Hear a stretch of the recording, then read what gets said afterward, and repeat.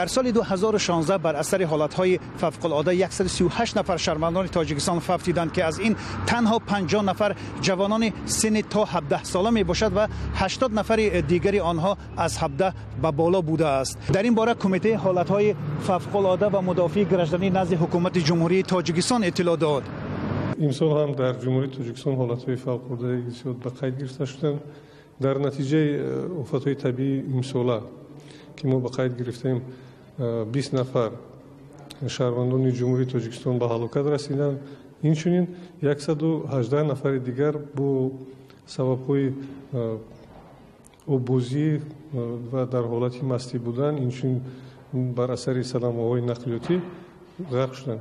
مسلماً تاجیکستان یک کشور کوهستان است و آفت‌های طبیعی در منطقه‌های رخ می‌دهد که کسناگذر و مشکل گذر است. از این رو کمیته حالت‌های فوق‌العاده تاجیکستان تنها در سال 2016 34 عدد تکنیک‌های ضروری را جمع آورده است تا تواند سریع وقت رسیدگی کند.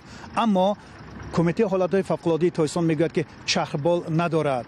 ما در موافقت با حکومت جمهوری تاجیکستان از وزارت مدافعه چرخبال را طلب میکنیم با ضرورت و این بار اول نیست و در یک جای ما این کار کرده هستیم. بر اثر آبخیزی‌ها و سیلخیزی‌هایی که در ناحیه‌های دوردست تاجیکستان از جمله در بدخشان، تاجیک‌آباد، رشت و همچنین در ناحیه رودکی رخ داده بودند که ده‌ها و صدها خانه‌ها تخریب شده بودند، حکومت تاجیکستان برای رفع این همه 4,555,000 سامانی تخصیص داد و امروز گفته می‌شود که دیگر مردم در منطقه‌های امن و دیگر در خیمه‌ها زندگی ندارند.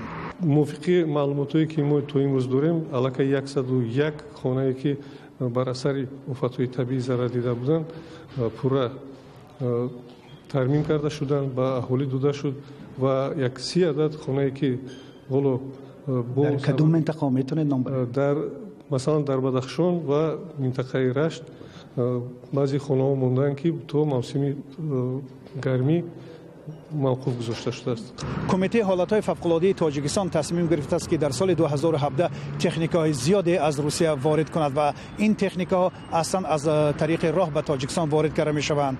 میرزا نبی خالقزاد، امرالدین عالمزاده، رادیو آزادی، دوشنبه.